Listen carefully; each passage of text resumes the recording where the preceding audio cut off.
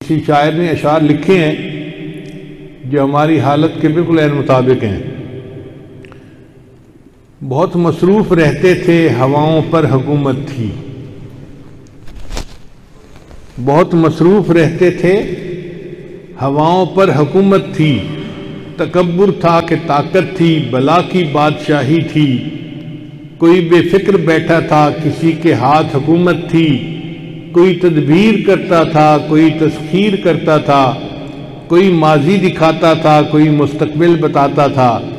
سبھی مصروف تھے ایسے کہ ایک ہستی بھلا بیٹھے. یعنی سب اللہ کی نعمتوں کو انجوائے کرنے میں مصروف تھے، اتنے مصروف کہ اللہ کو ہی بھلا بیٹھے.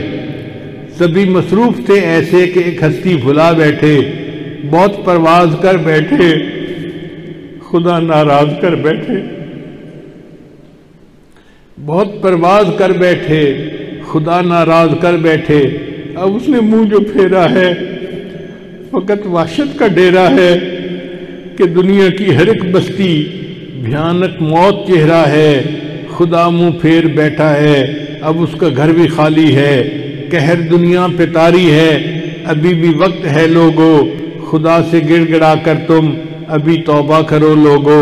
وہ جلدی مان جاتا ہے، وہ اب بھی تم کو چاہتا ہے.